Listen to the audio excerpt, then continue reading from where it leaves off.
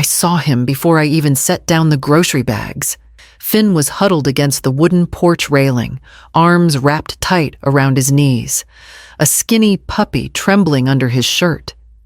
His feet were bare, his lips were pale, and his backpack, the blue one with the fraying straps, sat beside him like someone had dropped it there without care.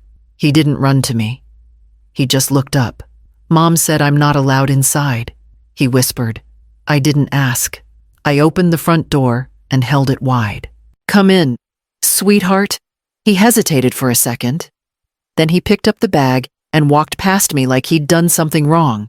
The puppy's nails clicked on the floor behind him. "In the kitchen." I set down the bags and turned on the kettle.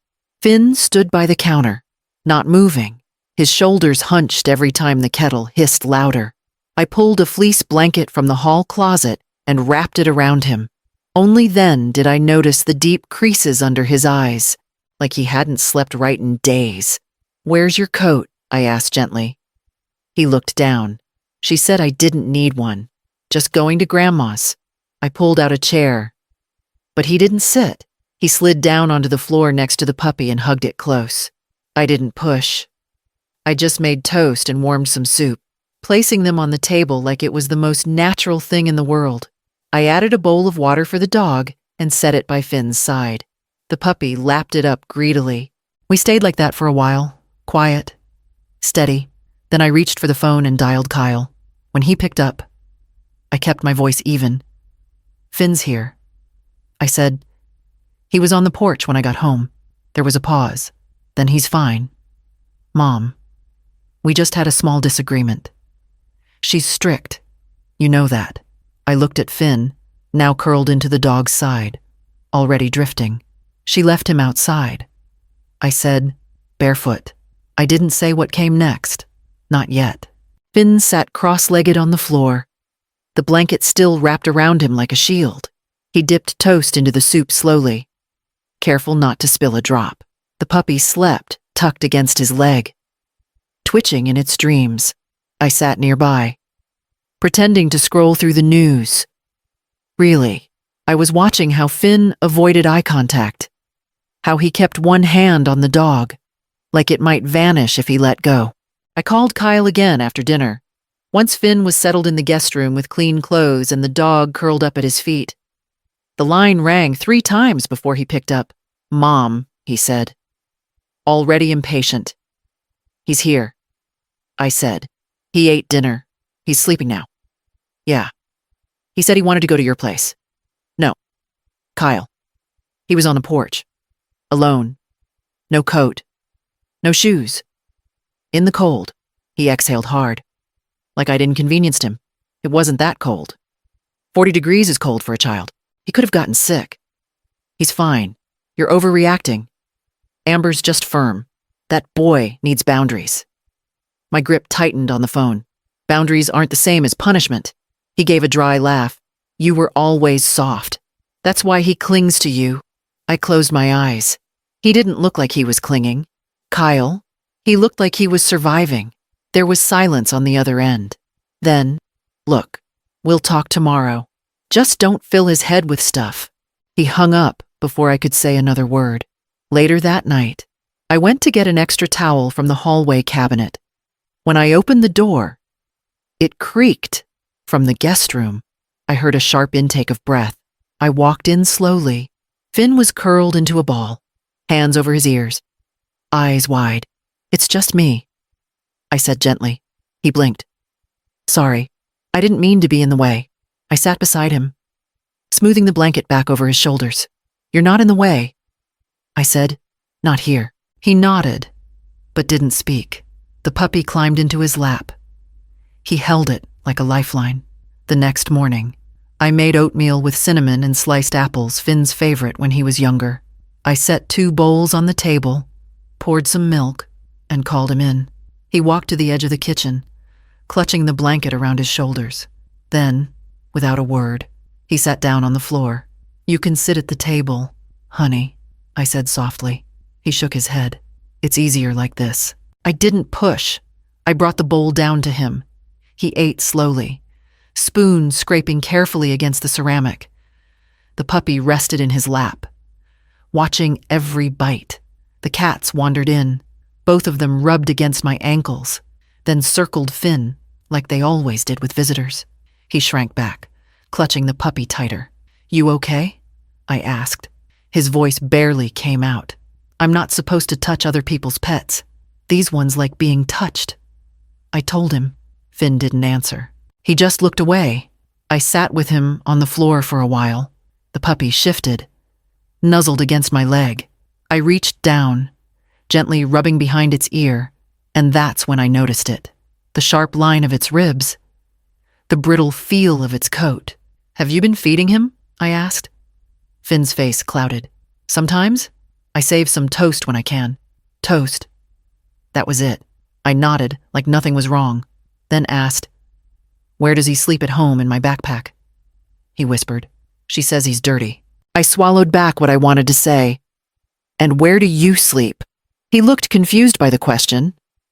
Like, "What's your room like?" Finn shrugged. "I don't have one. I sleep on the couch when she's not mad. If she is, I sleep in the laundry room with the light off. But not all night. Just until I stop crying." I felt something in my chest twist hard. I helped him up, brought the bowl to the sink, and stroked the puppy's back again. Then I opened the fridge and took out leftover roast chicken. He didn't ask who it was for. He just placed the puppy on a folded towel and waited quietly.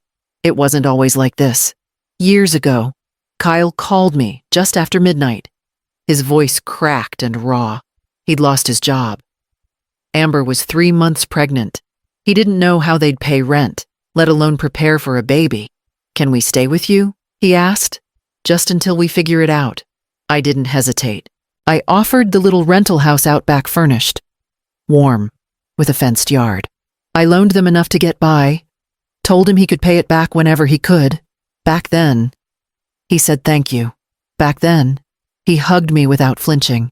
I saw the change slowly. After Finn was born, Kyle stopped showing up for Sunday dinners. He spoke less, and when he did, it was tight and defensive. Amber answered my calls. Sometimes, when she did, it was short. By Finn's 2nd birthday, they'd stopped inviting me altogether. I told myself not to pry. I had made that promise to Kyle during one of our last honest conversations. He'd said, "Mom, I love you, but I need space to be a man, to raise my family the way I think is right. Can you just trust me?" I had nodded. I regret nodding now, because this isn't just about space anymore. This is about a little boy curled on my floor, eating toast in silence, afraid to pet a cat. It's about bones under fur and words like laundry room said with practiced detachment. That night, after Finn was asleep, I went to the kitchen and picked up the phone. I stared at it for a long time. Then I scrolled through my contacts until I found the name I hadn't used in years. Deborah Holt. We taught together once. After retirement, she spent 10 years working with Child Protective Services. I didn't need to explain much when she answered. "Something's wrong with Finn," I said, "and I don't know how bad it really is." Her voice stayed steady. "Then let's find out. And if he needs us, we'll make sure he's safe." I looked down the hall, where the nightlight glowed softly through the door. By Friday, I had a folder on the counter with Finn's name on it. Inside were photos of the bruises on his shins, the dog's visible ribs, the note he'd scribbled about the laundry room. I'd printed a timeline when he arrived. What he said, what he ate, how he slept. I'd saved the voicemail Kyle left. I didn't need to listen to it again. I remembered every word. Deborah came by that afternoon, calm and steady as always. She looked through the folder, asked quiet questions, and reminded me gently to keep everything factual. "Judges want patterns, not feelings," she said. "We made a plan. It didn't involve yelling or accusations. It involved facts, documentation, and protecting Finn without giving anyone a chance to spin the story." I didn't expect Kyle to show up that weekend, but Saturday afternoon, just after lunch, his truck pulled into my drive like it was trying to shake the gravel loose. I opened the front door before he even knocked. He didn't say hello. "What the hell do you think you're doing?" he snapped. I didn't answer right away. "Amber's losing her mind. You've got Finn skipping school. You've got him in there with some mutt. He was barefoot on my porch." "Kyle," I said, calm but unshaking. "You left him outside." His face flushed, but he didn't deny it. "You're overstepping. You're going to ruin us. Don't you get it? You're driving a wedge into my family." I let him finish. I waited until he ran out of steam. Then I said, "He's staying here. If you disagree, you can call a lawyer." His mouth opened like he wanted to say more, but nothing came. He looked at me like I'd turned into a stranger. And maybe I had. Or maybe I'd finally come back to myself.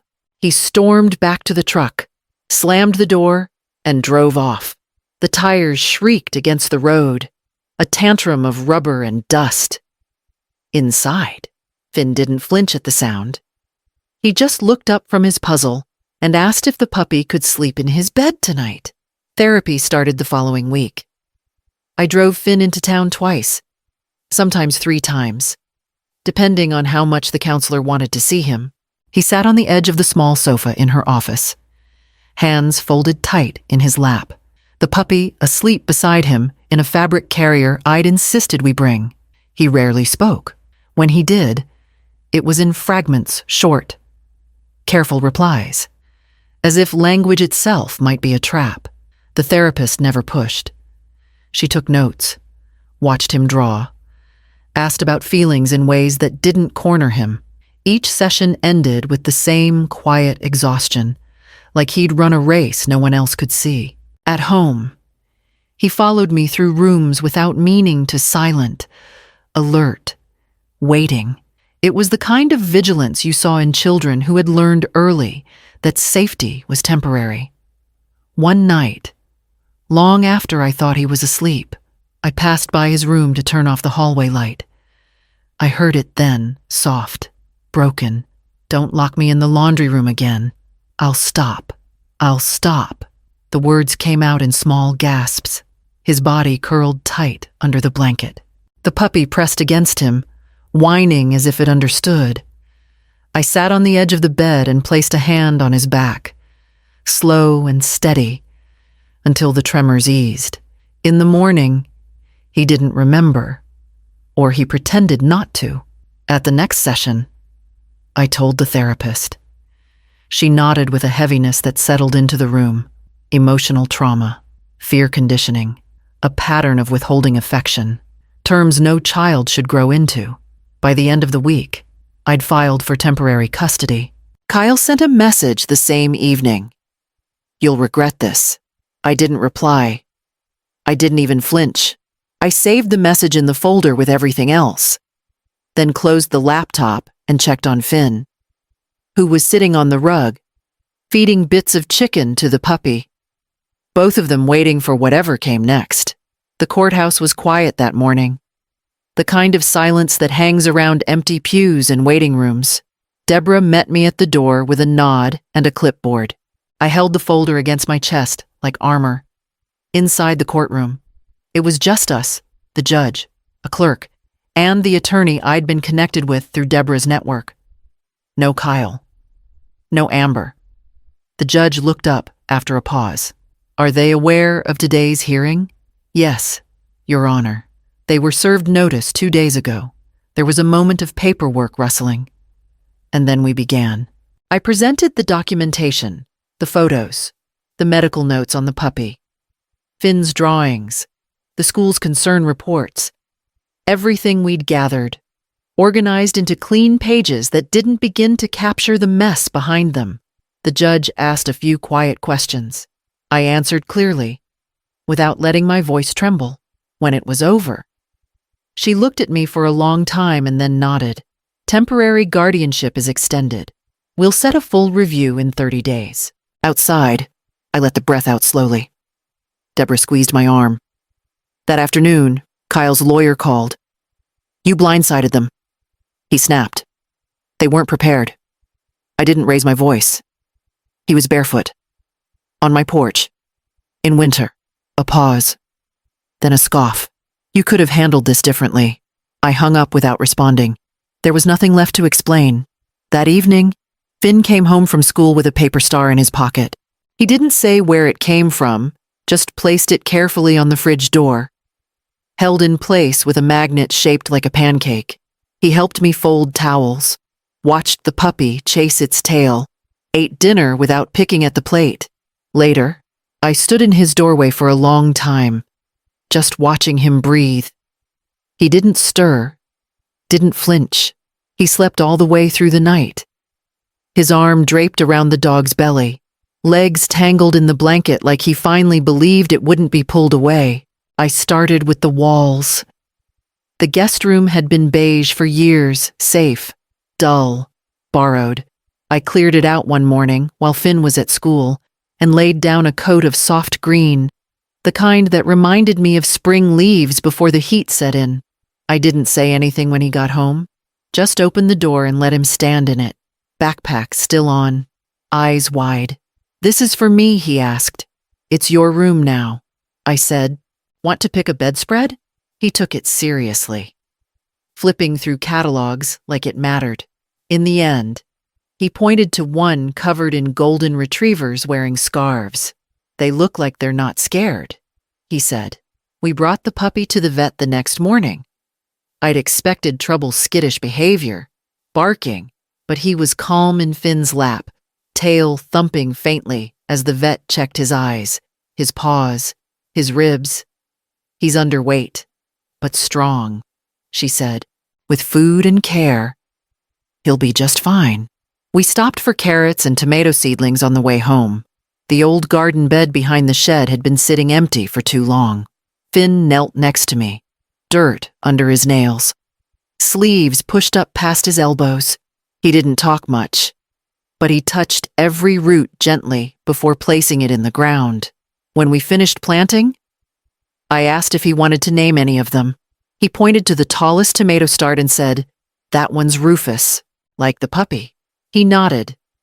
So he can be in two places at once. That night, we read 2 chapters of a book about a raccoon that solved mysteries.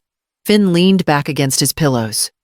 His pillows now, and didn't flinch when I turned the page too fast.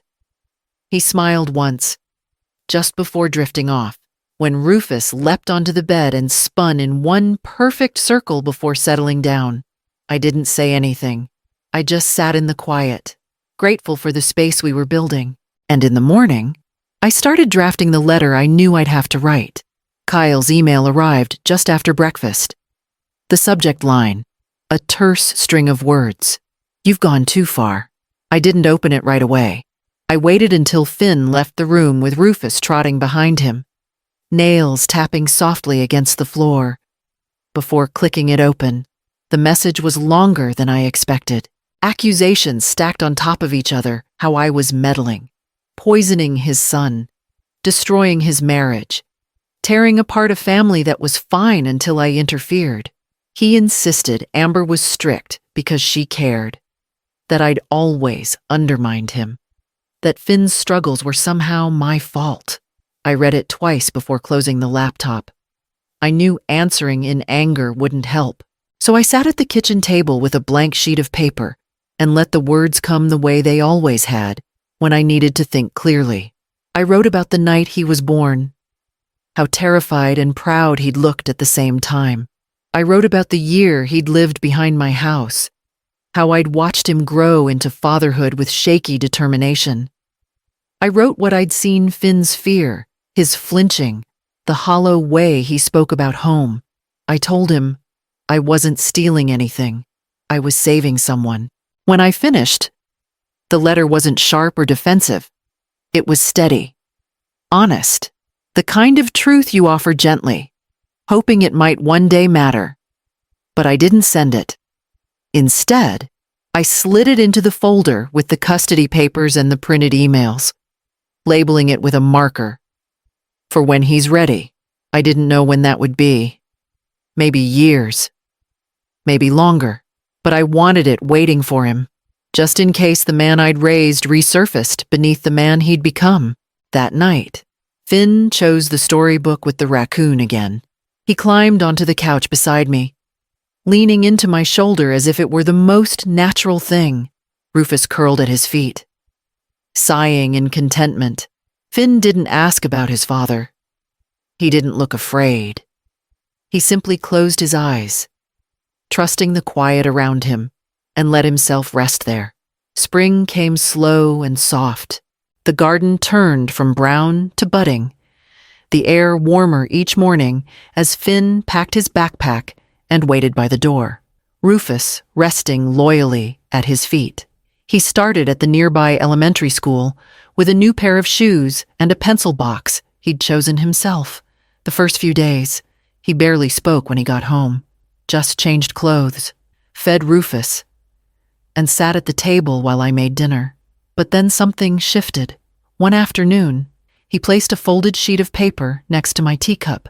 "We had to draw our home," he said, almost shy. I opened it slowly. A little porch with a flower pot, a woman with gray hair and a smile, a dog with big ears. The sky was full of yellow streaks and crooked birds, and in the corner, written carefully, my home. I didn't say anything. I just touched the drawing and smiled. He nodded like he understood. His handwriting had improved, so had his appetite. That night, I made carrot soup. He asked if he could set the table. I watched as he placed the spoons and folded the napkins the same way I had when he was younger. Rufus waited patiently by his feet, tail brushing the tile. After dinner, we opened the back door and let the evening in. Finn bolted into the yard, laughing as Rufus chased after him. The two of them moved like they'd always belonged to one another, rolling through grass, barking and giggling. No hesitation in their steps. I stood on the porch and let it all settle in the steady clink of dishes in the sink. The last warm breeze of the day, the boy running barefoot across the yard. There were no apologies, no tightness in his shoulders, no quick glances for permission, just laughter, just sunlight, just the thump of a dog's paws beside him. I didn't call him in right away. I let the moment stretch, let it stay, because this, finally, was the kind of quiet that didn't come from fear.